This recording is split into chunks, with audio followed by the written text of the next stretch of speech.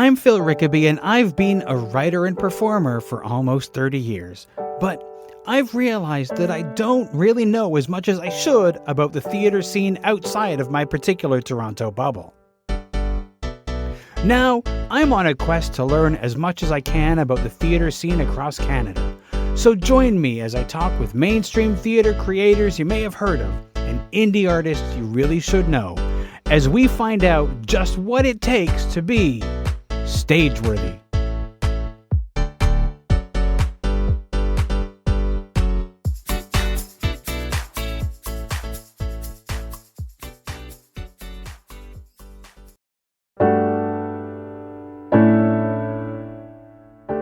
Emilio Vieira is an actor and creator appearing as Palamon in Shakespeare BASH'd's production of Two Noble Kinsmen, playing at the Theatre Centre from January 25th to February 4th. In this conversation, we talk about what makes a Shakespeare BASH'd production unique, Emilio's history with Shakespeare, how to survive a season at a repertory theatre festival, and much more. Here's our conversation.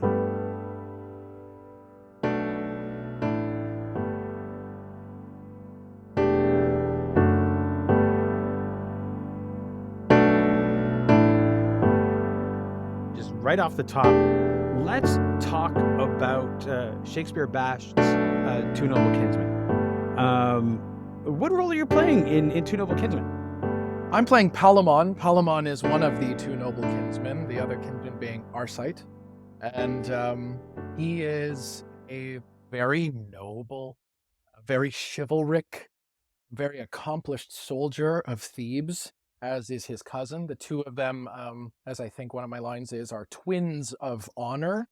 And the play sort of, Two Noble Kinsmen is one of those ones that's never done. One of Shakespeare's latest that he co-wrote with John Fletcher. Working on the show is very interesting in that you can kind of feel Shakespeare v. Fletcher throughout. But yeah, it sort of begins with the two of us after a war has broken out. Our uncle Creon, who is the king of Thebes, we've sort of agreed is not honorable, not chivalric, and he no longer deserves us to fight on his side. So we discuss leaving the city, but realize that as the king of Athens, the Duke Theseus, is on his way over, that we're going to have to go to war one last time. Through the course of that, we say to ourselves, we're doing this for our country, not for our uncle Creon. And we are taken prisoner. That's where the real drama begins, as we encounter a wonderful, beautiful princess, Emilia, who we both fall in love with, and therein lies a tale. As you mentioned, Two Noble Kinsmen is not. It's one of the plays that's not frequently done. There's the big four. Everybody does the big four. And then there's a bunch of other ones that are done less frequently. And then there's a group of them which people hardly ever touch. And Two Noble Kinsmen is one of those. In your mind, what is it that people are afraid of about the show or don't like about the show? Do you have a sense of why it's not often performed? I'll certainly say that from my perspective as an actor who does a lot of Shakespeare, maybe because it's Fletcher as well, but the language is really quite challenging. I actually don't think that it's that hard to understand once we've done all of the work to make it as understandable as possible. But on face value, simply because it hasn't been done as frequently as some of the big four, as you say, we don't recognize the humanity and relatability of it as upfront as we may do with some of the others. And that just may be part of the long-term culture of doing plays. I actually think that, yeah, especially with Shakespeare BASH'd, who is a group of people I love working with that are absolutely hooked on the text, trying to break it down, make it as digestible as possible. That is the prime focus from which to tell the story. I think that in our work, our production has done a really great job of making it accessible. There are moments of great comedy, great tragedy, of total relatability for the human experience that I think will shock an audience and hopefully leave them asking, why is it that we don't see this one more often? It tells some truly human moments that that we can all recognize. Wars within ourselves over what we truly feel, honor versus, desire to do something, what it is that is expected of us versus what we truly want, and how society plays a role in all of that. Um, in my mind, I selfishly have this nerdy desire to do all of Shakespeare's plays before I die, and this is one of the ones that never gets done. So an opportunity to get to do Two Noble Kinsmen, how fantastic. But I have seen, I think, maybe it was during the pandemic, a digital, version, production that was done, and I have read it before. And every time I'm always struck with some of the moments that feel perhaps that they're pushing beyond Shakespeare into his contemporaries, that feel so colloquial, that particularly for Palamon, he is, I think, a person that lives in a very high emotional state throughout a lot of the show. And in trying to express himself, he has many, many run-on sentences. His sort of parenthetical thoughts to color how he's truly feeling seem to pop in almost at random, and it has been hard to work on as an actor, as I said before. But that challenge is to really motivate. What is it like when you are at this emotional state? These things are happening to you. How do you respond to them? How do you articulate them to the people around you? And as you can see, me having no trouble with run-on sentences, it seems to be a perfect balance with which to work on that aspect of humanity. I am in an emotional state. Something is happening to me. How do I express that? What are my avenues through it? Yeah, I find it totally delicious to work on. Yeah. You mentioned something earlier about how, it's easy for people to digest the language once the actors have done all of their work. Which is, I think, one of the big things about Shakespeare, in that, a lot of people's first experiences with Shakespeare is in high school, with and reading it with a bunch of students who haven't done that work.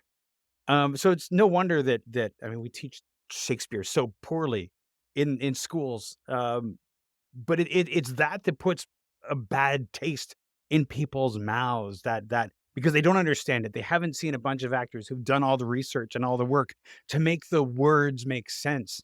Um, do you recall your first experience with Shakespeare, bad or good? Ah, bad or good. I'll just start by saying I'm actually, at the time of this recording tomorrow, I will be teaching a class at high school, some grade 12s, and one of the speeches we are going to look at is a speech from Two Noble Kinsmen by the jailer's daughter, because I find it so accessible. She's saying exactly what she means. It's pretty easy to break down language.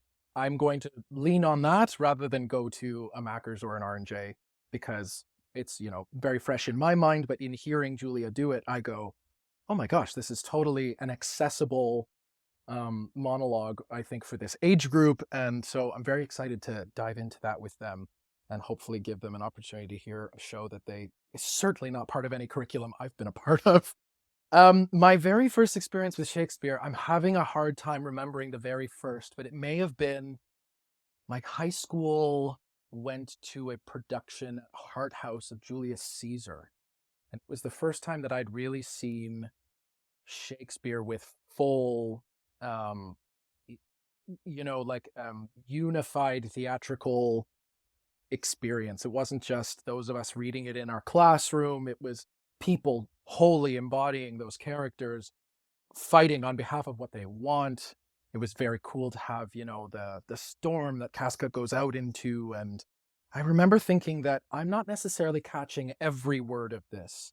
There are bits of this that I would like to know more about, but that it is moving through in such a way that I'm grasping the concepts that these people are going for.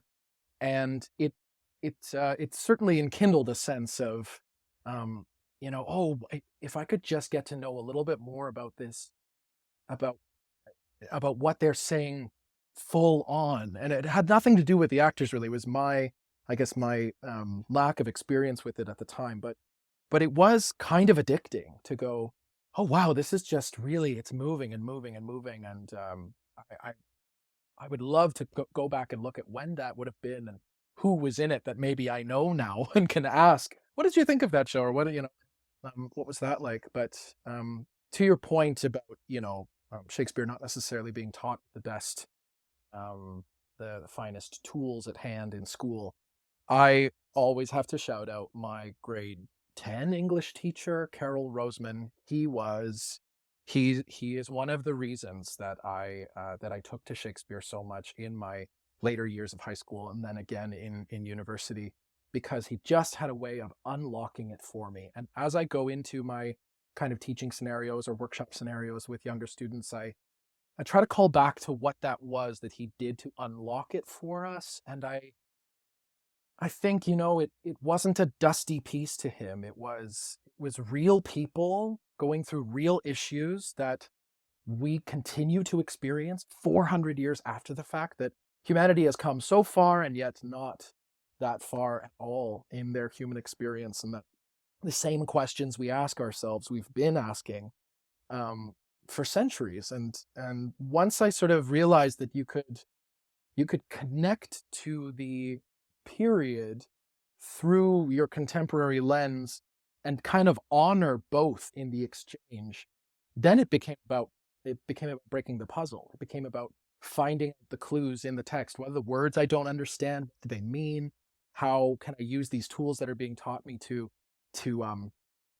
break this down and make it digestible for myself and my colleagues as we work on it? And then furthermore, to take it to that step to get an audience to go, wow, I've been there. I understand that human moment. And furthermore, it's making me think about my own humanity in this current moment. I think that's the thing that continues to hook me on Shakespeare. And now I've been doing it long enough that I'm coming back around to, in many ways, coming back around to shows that I did 10 years ago for the second, sometimes third time, and discovering totally new things about them because I'm in a new human space. So it's very interesting as I've continued, Julius Caesar, for example, that first one that I saw, that has a memory, and I have a very visceral experience of that, that made me really want to play Cassius. And then I got a chance to play Cassius in school, and that was a whole other thing. And then since then, I've seen it a handful of other times, and every time you're engaging with it, it sort of builds upon the last time with more nuance, more color. Yeah, absolutely. Because you learn. I mean, you're growing as a person, and your understanding of life is growing, and you find more depth. Regarding the way that schools teach it, I've thought for a number of years now that, I mean, it's hard to do because you have to hope that a production of the play that you're studying is being done. But it'd be so much more helpful to, instead of like study the play, then take the kids to see the show. It would be really great to reverse that. Take them to see the show and then have them study it, having seen a bunch of actors perform it, who are making sense of the the words and emoting and being actors, rather than a group of students who are monotonally reading text that they're seeing for the first time. Yeah, and what better opportunity than us doing Two Noble Kinsmen in January and February There you at the go. be at the beginning of a year, at the time that this airs, grab your tickets for real. I do think that one of the things that hooked me on that, aside from having Mr. Roseman as a real shining light in that, um, my father used to listen to tapes of Gielgud and all of these actors. He was sort of a fan of, um, not only of Shakespeare but of opera and other forms of, quote unquote dusty bits of art. And maybe that seeped in at some point in my early youth. But I've felt compelled. I've felt called to, I had a mentor say to me once that in an audience of a show, any show but Shakespeare, let's say Shakespeare, there will be people who will be experiencing it for the first time, people who will be experiencing it for the 100th time, and people who will be experiencing it for the last time. And that we have a responsibility to each of them, to not disrespect that energy that an audience comes in with, which is more than 50% in your camp. that people generally don't arrive at the theater going, well, this is going to be terrible. And, that they come at least a neutral, if not an excitement, to see what's coming, engage with what's going to come down the pipe. And our job as performers is to not squander that. And I like that as an idea rather than, oh, I have to reach out and grab them and get them on my side. They're already just there, and that is enough. Yeah. I remember years ago I was doing a production of Macbeth, and I was talking about a scene that was going to happen, and somebody that I knew tangentially was on Facebook or whatever, and they were like, spoilers, and I was like, the play is over 500 years old. And then it struck me, wait a second. Not everybody knows this play as well as me. Yes, I have, been, performing Shakespeare. I've done like that play 3-4 times by that point, but this person doesn't know that play as well and maybe hasn't seen it or whatever. That's kind of an exciting prospect to remember that there are people who haven't seen the plays as often as we have. Absolutely. I get no greater joy than student audiences gasping, or finding the humor and understanding all of those human themes and going, see right there, that is somebody's experience firsthand of this moment, and it's undeniable. I find myself as an audience member being a kind of vocal audience member when you can feel the people around you sort of humming. Something happens, they go, that's sort of recognition. I especially the way that BASH'd does it in such an intimate setting. At the Theater Center Incubator Space, we are going to, James is always saying as a director, when you have a soliloquy, you are turning to your friends in the audience and parsing it out with them, asking them those questions. You may, in fact, like pause for a reaction and then go and parse out another piece of it. So it is terribly active, which is totally the antithesis of treating it as a dusty tome to flip open at 10 a.m. in your English class. Absolutely. Absolutely. It's funny the way that, you were mentioning, like when the audience discovers the play and they laugh or they react. I always find it fascinating that moment with an audience, you hit a line that's funny and the audience laughs, and a few minutes before, there's somebody there who's like, I don't know, going to this thing. I don't really understand Shakespeare, but you laughed.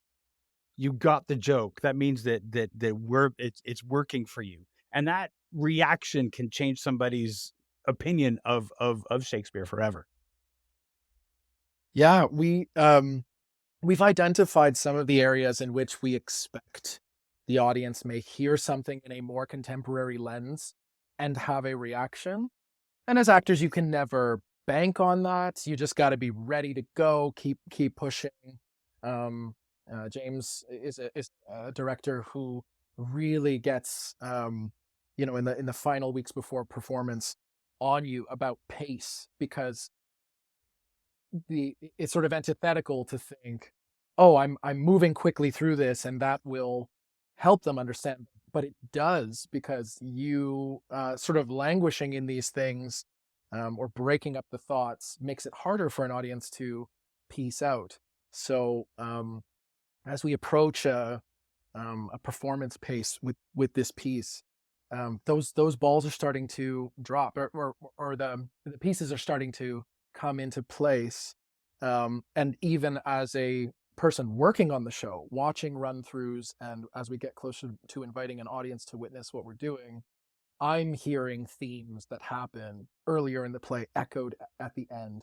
As we make it through one pass and begin again, I'm having a whole new experience once more of, oh, wow, I didn't realize you say that thing before I do. Or here's me picking up on that concept. And you start to almost see meta-theatrically what the playwrights are going for, which of course is not really actable, but you go, with the moments that are mine to cultivate, I better do these with a careful hand, because they exist in a greater constellation that the audience will be experiencing.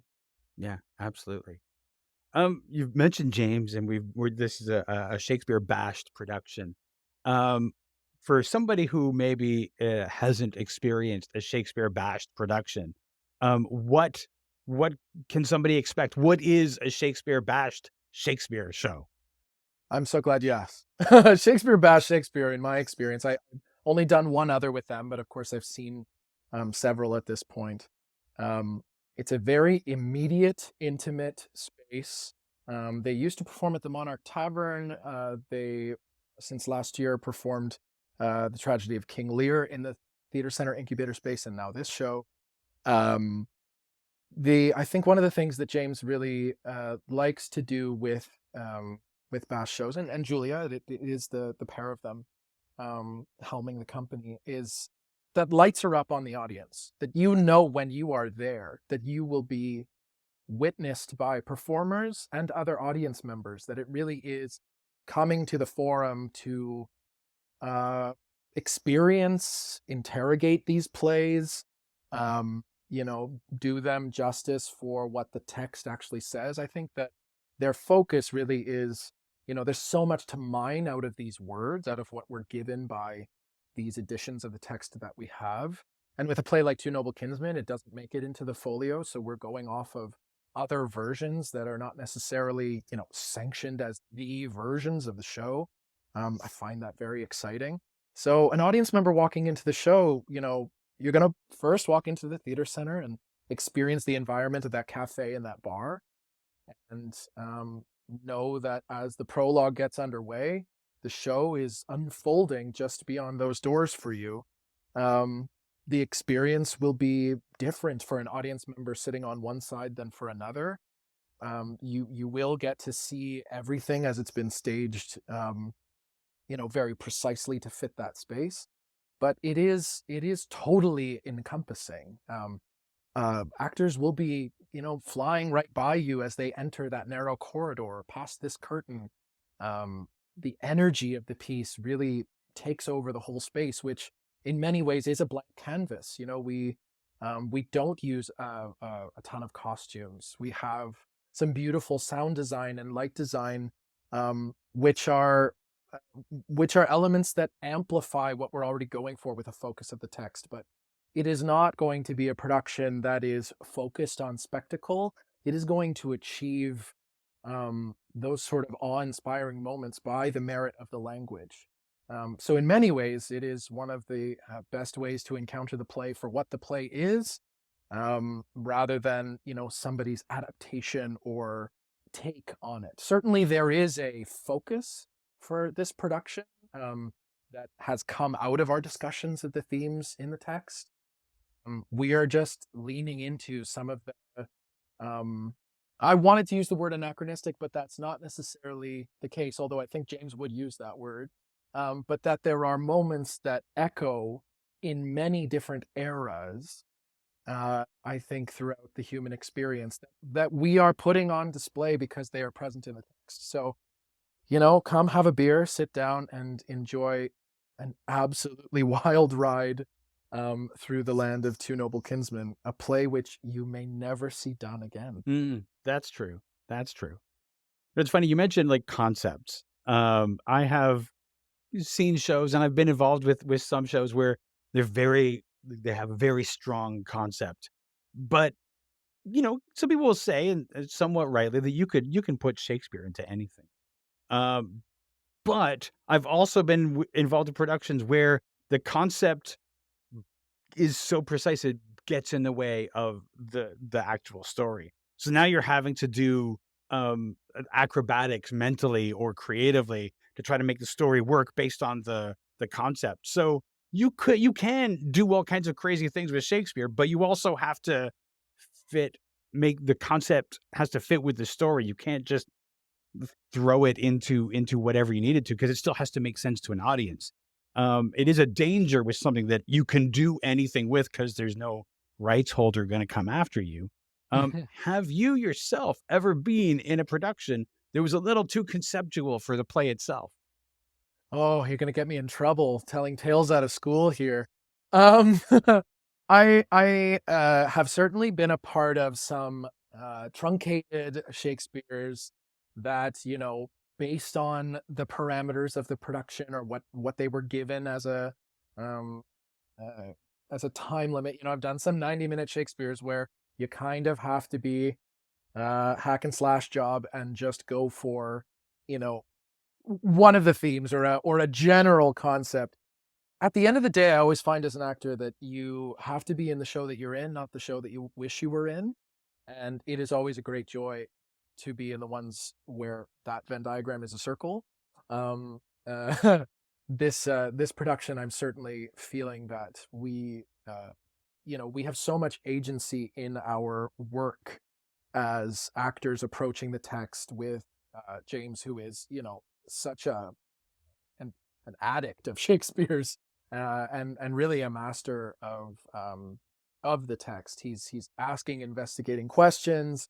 We're encouraged to bring our own curiosity to the room, and sometimes the decisions that end up being made or not made and left to nightly interpretation and freedom are out of some really great debate. So I certainly have been in those productions where you go, okay, well, here comes the dance break, and I don't know that Shakespeare would have ever thought that that was going to come. And that is not throwing shade on the Richard II that I did last year, which I actually thought was a very successful version of adaptation, and in which I thought concept was very well used to tell a new angle on that story, or explore further an angle on that story. So it really depends, because I'm certainly not a Shakespeare purist. I think that word is kind of itchy, because there are many ways to dive into these plays, as we've already said, and that there is as much space for the version where we just go with what is in the text and investigate based on the facts of what's written, and the versions where we go, well, where does this lead? And ultimately, as with any production, I think it comes down to how the people work together to tell those unified parts of the story, and how much faith you have in what you're aiming to do. It is interesting, though, when you think about the big four, as you were saying, so frequently, because everyone's seen those plays. How many Midsummers, how many Oranges, whatever have we seen, that the sort of desire is to go, well, let's put on a concept that no one's ever thought of when it comes to this play. And it's in those cases you may be doing yourself a disservice. Where I think those adaptations end up doing a really great job is when they are really rooted in what is the story, what is coming out of this play that I'm reading, that that sort of feels like there is an alignment to this sort of question that we're investigating, or this sort of vision. I do think that at the end of the day, we go back, whether we are doing, as I did this past summer, 1970s, 1980s disco Richard II, or if we're doing, as I think I'm going to be doing next year, or this coming year, a Romeo and Juliet in Italian Renaissance clothing. So there's a whole range with which success might be achieved. I think it always comes down to, are we investigating what's actually written about this? And can we throw away our ideas from things that we've seen before that maybe feel like they only exist because of repetition? I think maybe that's where we get ourselves into some troubles. We go, well, this is the way it's always been. Ooh, well, really? If you can investigate it through scientific methods and still find the same answer, by all means. But it is worth the investigation. We should not take it for granted. Yeah, I think the way this is the way it's always been done is a very dangerous way to approach Shakespeare, and it is one of the reasons why I think sometimes people think it's dull, because people get stuck into this is how it's always been done. Now you mentioned last summer, and the shows you're going to be doing in the future. You're going to be your 7th season at the Stratford Festival. What do you enjoy about the big festival, the Stratford Festival, that you don't get out of a smaller production like a Shakespeare BASH'd? I think, one of the great crimes with with what we're doing with Shakespeare BASH'd right now is that we only get to do 10 performances. But it is also a real treat coming out of the the festival sort of system of things, where I will probably do 50 or 60 performances of R&J in 12th night, is that, with only 10 opportunities to do it in front of an audience, we are really investigating wholeheartedly what it is like to be witnessed by an audience and have them participate with Shakespeare Bash. I think that's an incredible, it sort of encourages risk, I think. I can't take anything for granted, because I will wake up on the morning of February 5th or 6th and go, oh, that's how I should have done that. But that's truthfully how I do it at the festivals too, is I wake up on November 1st and I go, damn it, I spent all summer in this corner and I completely lost this other corner. But I think one of the gifts that, we're given at the festival is the length of time. Not only are we rehearsing in rep, so you have digestion time. It's actually very similar to Shakespeare Bash in that we rehearse part-time for a longer stretch of time. So we're only rehearsing 3 days a week. And that means that between that Monday and Thursday rehearsal, you have a few days to digest, to let things percolate, to have the discoveries sort of arrive, rather than what I think happens with, or can happen with a 3-week rehearsal period or a 2-week rehearsal period is, okay, we better just get it up. We better get it up and going, and it's over before you know it. I love at the festival this, the gift of time, and also that, particularly with the main stage Shakespeare's, you're only doing them twice a week. So when they come around, you are itching to do them again and excited to dive back into the story, to the world, costume, lighting, sound, the way the audience grows over time, that there's sort of student matinees towards the end of the semester, and then you're into the summer, and then there's the American month where all the Americans are up, and they're a totally different ball game that you have to surf. Just like there's not many places, I think, can boast inviting such an international group of people to witness the work, and I love the ride. It is going into my 7th season. I'm starting to become a bit familiar with how it feels, how my body goes through the long experience. What is February like versus what is July like versus what is October? And I think my goal this year is to spend a little bit more time in present moment. I think it's very easy to put your head down, wake up, and it's August. And there is a beauty to what we do, and an immense investment. I won't say cost, because it does feel like there's an exchange. I put in a year of my life to work on those shows and be here and be a part of that environment. And I think what comes out of it, especially for Shakespeare and myself as an actor who likes to do Shakespeare, is that I am sharp. It is the repetitions. I feel like I'm getting to dive into it and practice it every day, in a room with some of the most incredible people, and that is truly a gift that I think is unique to the festival in terms of its time and resources.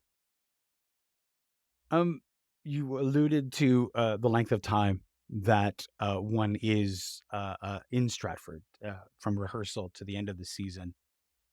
It's like February to November, or if something gets held over, maybe even into December. That's a long time to be working on something and to be going for so long, especially in rep and all of those things. What's the survival kit for an actor going into a festival like that look like? Oh, that's a good question. Well, fortunately, with the Stratford Festival, they have an incredible coaching team. There is a team of vocal coaches, movement coaches. They get visits from physiotherapists, or there's a connection to physio and chiro and things like that in the town to take care of your body as the season goes on, and wear and tear. My brain, thinking about playing Tybalt in a couple of weeks, is thinking about that sword fight, and how do I go from February to November, making sure that my body gets through that, and not just gets through that, but maybe better than survival we can aim for. But fortunately, part of the provided toolkit is that coaching support, the support of the community in terms of, massage and physio in your body and stuff like that. I also think that there's such a wealth of knowledge um, in the exchange of intergenerational experience. Um, I have mentors and colleagues who at this point I've worked with for a long time that I can always go to with a question or, hey, have you ever noticed this about this play or this scene? Or, so that when you feel like you get your 45 minutes on the scene once every couple weeks because of the rep rehearsal, that you can continue that work alive while you may not be in front of the director. And I do think that from month to month, the landscape changes so much based on, you start with one show, then the second one starts, and you be teching one while you're previewing the other, and then they both open, and then you start the third one. The landscape changes so much that it kind of, each year I find, teaches you how to do that specific thing. There is not really a one-size-fits-all. Knowing that there's sword fighting coming up, I know that body conditioning is going to be a huge part of my year. Other years, it may be a little bit more of a vocal conditioning or caring for my mental health, my emotional state. Depends on what's happening in my life, what the ask is at the festival, and the surprises along the way.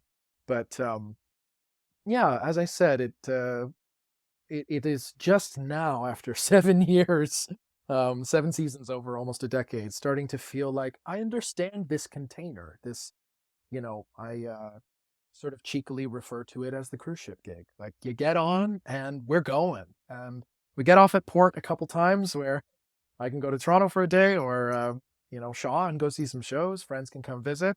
But you're on. You're on 6 days a week. In this case, I start my first rehearsal February 16th. And I think I close October 27th or 28th or something, with the option to extend into November. So recognizing the container and going, yeah, along the way, there will be some rises and falls, and I know I've been through it before, and I've got the tools to manage it, and I've got the community around me to ask for help when I need I wanted to take some time to talk about uh, SuddenSpark Collective, which is a project you created with your collaborator Alan Denny, and that was a sort of a pandemic. Everybody has sort of had their pandemic projects. Um, how far into the pandemic did it take you to be like, I got to be doing something? And what? Tell me about the projects and does Sudden Spark have a life after the pandemic? Yeah, so Sudden Spark came about, as you mentioned, with my dear pal Ellen Denny. We met in 2019. She was doing an internship on the other side of the table at Crow's Theatre while I was performing in Towards Youth, a play on radical hope, by Andrew Kushner. And that was when we met each other. And in that context, I didn't know Ellen's work as a performer or a writer. And then I very quickly got to, as we were connected on social media and became friends. And it was throughout that first phase of 2020 when everyone was saying goodbye to their projects that she and Alex Ferber, who were supposed to do Saltwater Moon at the Guild Festival Theatre, filmed a snippet, sat on those beautiful steps, those beautiful marble steps, sitting, 6 or 8 feet apart from one another, doing a scene from the show. And she had posted it, and I'd responded saying, "Oh, I would have loved to have seen that. Like, it's such a shame to say goodbye to that project." And that would have been maybe July. And we kept chatting. What is the state of theater right now? Where will we go from here? Will it ever come back in the way that we want it to or recognize it? And from that started a question of what is the kind of story we need right now? And then Ellen's always said this, that after we met working on Towards Youth, she sort of keeps a running list in her head of people she'd like to work with. And that after that experience, for whatever, I was fortunate enough to merit that mind list. And so we met in a park near her place, and we sat under a willow tree on separate blankets, rained, and we talked about the state of the theater and what we were going to do, and we came up with the idea of a winter rom-com, something for either Christmas or Valentine's Day. And I had never written anything before, and I knew that Ellen is always working on 5 or 6 projects all the time. I admire that woman so much, and I learned quite a lot working with her about so many things. But it was certainly a challenge, one that I didn't know that I could rise to. And she was like, well, do you want to write something together? And I said, sure. And she looked at me dead in the eyes, as a way only Ellen Denny could do. And she said, I finish the things that I start. And I said, okay, loud and clear, I will take you on. Let's do that. And at the time, I did not know what was going to happen, where we were going to go. And we team wrote a winter rom-com that we called February, A Love Story for Valentine's Day. And that was many Zoom sessions over a Google Doc, making changes, writing one scene, plotting things out, and then switching and making notes on each other's work. And I think the result ended up being this kind of, I think of Shakespeare and Fletcher and what that must have been like to go 2 totally different writing styles, a person who's never written before finding their writing style, and a very accomplished person working with a newbie.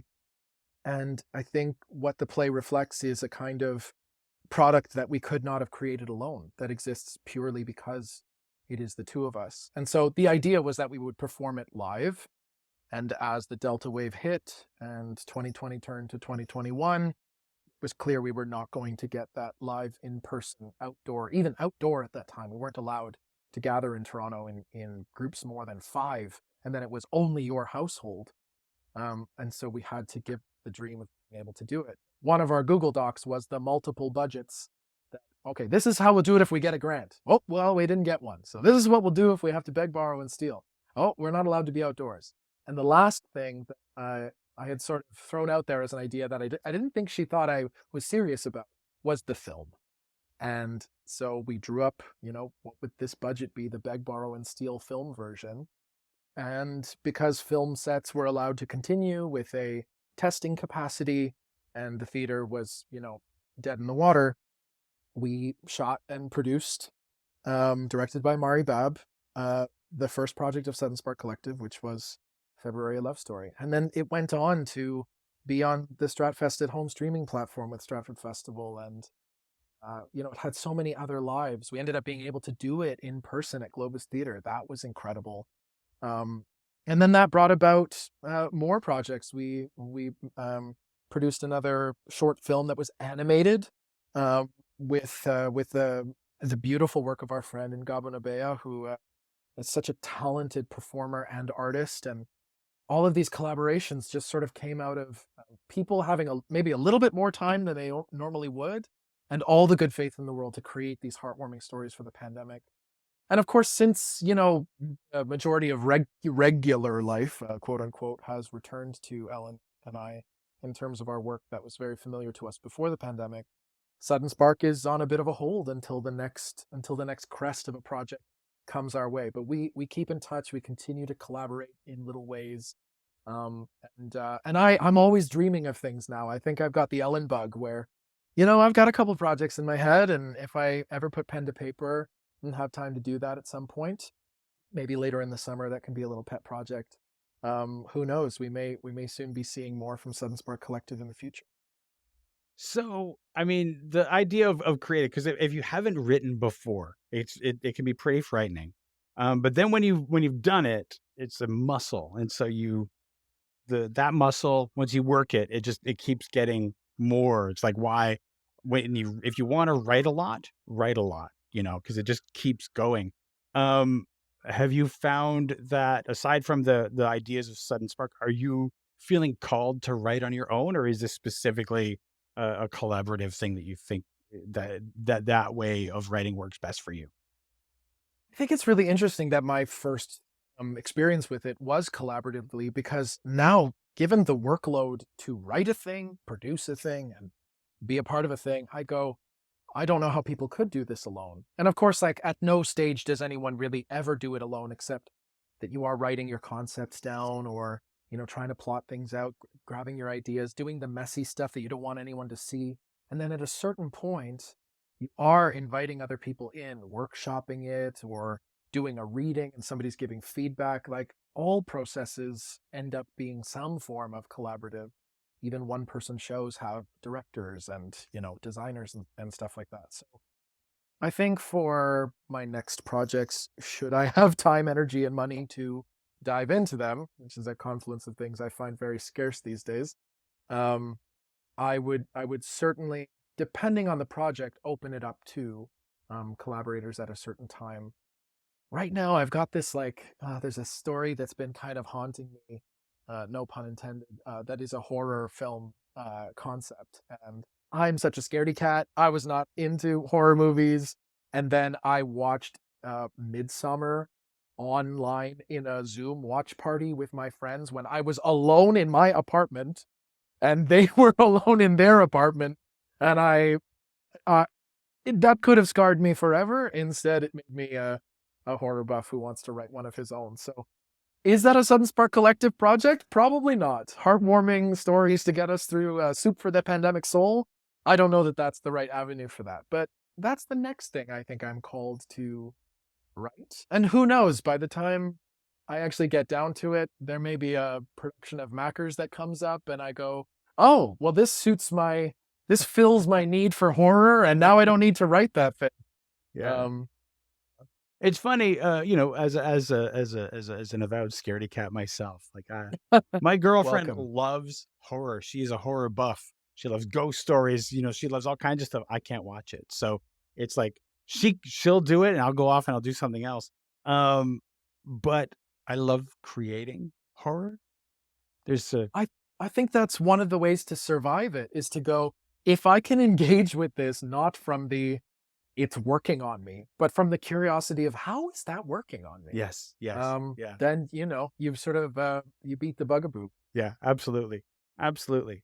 I kind of want to go back to something you mentioned really early in our conversation about being able to hear, in the text of Two Noble Kinsmen, when it's Shakespeare and when it's Fletcher. Do you find that as somebody that's really apparent to you as somebody who's done a lot of Shakespeare, or do you think that that's apparent for, like, to the ear of almost anybody who would hear the language spoken? I wonder if, it's hard to speak on behalf of someone encountering it for the first time because, I'd be very curious to ask even some of my feeder pals who have worked on Shakespeare whether they can tell one or the other. But certainly from my ears, Fletcher is a little bit more long-winded. Fletcher is trying to cram a lot of syllables into lines, so there's a lot of long lines. The meter is kind of all over the place, and certainly for the stuff that Palamon is, that heightened emotional state that I was talking about, those commas in those sentences could be anywhere. And so it's made it very challenging to learn because I go, okay, well, why is he qualifying it just this way? And then suddenly you'll break into a chunk that's written by Shakespeare and it feels like it just clips along a little bit easier, a little bit lighter. I don't know that one is better or worse in this particular case. They're just different. There will be, I think, some moments in which an audience can go, I bet that's written by a different person than I was just listening to. But whether you're probably right about the shift, but you may surprise yourself as to whether or not you're right that it's Shakespeare versus Fletcher. Kind of comically, we've been talking in the room about these two speeches that the character Amelia has. My friend Kate is performing that role.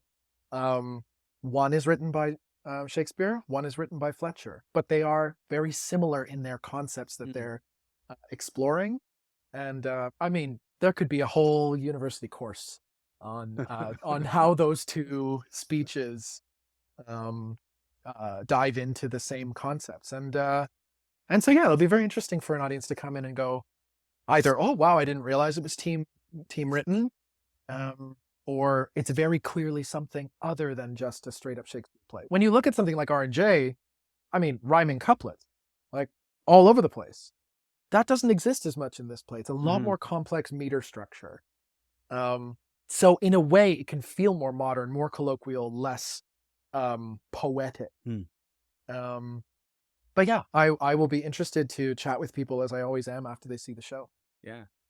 Yeah. I remember the first time that it struck me that Elizabethan writers all had different voices. Because, you knew Shakespeare, then, you start hearing about Marlowe and Johnson and other people. And suddenly you're okay. So let's take a look at these people and see how do they write? And suddenly realizing that they sounded different, that they felt different, that the way that they constructed his speech was different. Johnson really wants you to know how educated he is, and Marlowe really is in love with his own words, and so you can really sort of feel these things in the text. And I think it's a fascinating thing to sort of like realize that I kind of feel like there is a reason why we know Shakespeare, and it's not like it's not because he was actually written by Queen Elizabeth or whatever. It's because he really understood people and wrote really great language. And it's really great to encounter him at different stages in his own creation. You read an early play like Titus Andronicus, and I've always thought that, that's him writing some kind of thriller, blood and gore every couple, every 100 lines is somebody getting a hand cut off or something. And he's a young author. He's trying stuff out. In the concepts of that play, he's exploring things that he later goes back to with Mackers and R3. And, I think there's even Coriolanus, things like that are present in those early plays. He's not quite done with their concepts. He writes Comedy of Errors, and there's, like themes in the comedies that come back. And so it's fun to imagine a person, if indeed a person he was. And neither here nor there about that argument, but I'm cheered at the very least that humanity produced such works. You get to sort of, as I'm encountering it at different stages of my life, sort of admire what this person is trying to express about humanity, or what questions they're asking, and how those get refined or shifted throughout the course of his life, and a very interesting life it is. So yeah, I realize that sounds super fawny over the guy, and I guess that's kind of what I've become in my old age, but but there we are. I must embrace it. It's where the bread and butter has been for me. I mean, absolutely. It's funny because I have a friend of mine who went to school and did a whole bunch of stuff, and then for many years after they were done, their school was like, nobody needs to do Shakespeare ever again. Nobody needs to go to do Shakespeare ever again. It's dated. It's over. Forget it. Don't need to touch that again. And then went to school in New York and studied Shakespeare properly. And suddenly they were like, oh my God, now I understand. Yeah. And it's funny how you can be absolutely certain that it's over, that you never need to touch it again, that why are we doing these old plays? And suddenly then, like, being really taught the plays and the language and how it works, and to suddenly have that shift and go, oh no, now I understand that there's a reason why these plays keep being done. Absolutely. Yeah, I get hooked on bits of language. They come back in the way that when you watch a movie you really love, those lines that stick. And I understand how, to somebody encountering it for the first time, or for the first time since school and maybe a bit reticent, that it can feel sort of daunting to sit in a room full of people who know it so intimately and feel that you're somehow out of the in group with, this nerdy fixation of whatever it is. And a little anecdote I have is, last time I did Shakespeare in Hyde Park, that's one of those 90-minute edits that they do. And there are people who arrive to that show in broad daylight with their copy of their scripts in their hand and flipping pages as you've gone and slashed it, right? And I almost feel like, as I hear the pages turning and they're trying to keep up with us, of turning over and saying, it'll be at page 263 in your Arden edition, and we're going to keep going with the story here if you don't mind. So that can feel I can see how that can feel very stuffy or not inviting. I do think, one of the things that brings me back to Shakespeare BASH'd time and time again is the invitation to encounter a largely unedited script that is really just trying to put the play up on its own merit, and asking you to engage with it wherever you're at. It's our responsibility to make it digestible and relatable, and also to go, this is hard. This is a bit obscure. What is your takeaway from that? You will not come away with 100% saliency of what it is. That is not the goal. Yeah. The goal is to experience something, Yeah. It's definitely great to have somebody who maybe, a lot of people who go to see Two Noble Kinsmen are not going to be people who know it intimately. That's the joy of like one of the rarely performed plays is most people have not seen them very often. So you can go, and I think there will be fewer people who with their copies of going through it and huffing when you skip something or you've cut something. It's really a great opportunity, I think, to experience something anew. Absolutely. And to see maybe where some of your favorite modern stories have pulled from this tale, because Shakespeare himself pulls this from Chaucer. It's A Knight's Tale. So in the way that we, as humanity continue to pull from the human well, so was Shakespeare. He was pulling from the Holinshed. He was pulling from, not only authors of his time, but historians of his time, and then playing and messing with the history. It's just 'twas ever thus. Yes. With artists pulling on one another's strings and going, well, let's take this one a little further down the rabbit hole. So I am so excited to have audiences experience this play. As I say, it is the play. We are doing the play. So engaging with their feedback and feeling their reactions. And over the course of only 10 performance run, it'll be really interesting night after night to go, where are the areas that I can kind of create an average response? Like this is where people sort of react this way. And this other way, it's not so clear. Without spoiling too much, there are moments of direct address to the audience in the structure of the script that I think invite people to consider what it is they have just witnessed. I hope it breeds lots of discussion, and that people go away from it at least saying, well, that was fascinating. What an interesting story. Yeah, absolutely. Well, Emilio, thank you so much for joining me this evening. Thanks so much for giving me some of your time. And as always, looking forward to seeing the latest show from Shakespeare BASH'd. Oh, thanks so much for having me on. It's been good to chat.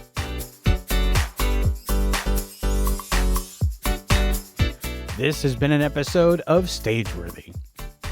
Stageworthy is produced, hosted, and edited by Phil Rickaby. That's me. If you enjoyed this podcast and you listen on Apple Podcasts or Spotify, you can leave a 5-star rating. And if you listen on Apple Podcasts, you can also leave a review. Those reviews and ratings help new people find the show. If you want to keep up with what's going on with Stageworthy and my other projects, you can subscribe to my newsletter by going to philrickaby.com/subscribe. And remember, if you want to leave a tip, you'll find a link to the virtual tip jar in the show notes or on the website. You can find Stageworthy on Twitter and Instagram at StageworthyPod, and you can find the website with the complete archive of all episodes at stageworthy.ca. If you want to find me, you can find me on Twitter and Instagram at Phil Rickaby, and as I mentioned, my website is philrickaby.com. See you next week for another episode of Stageworthy.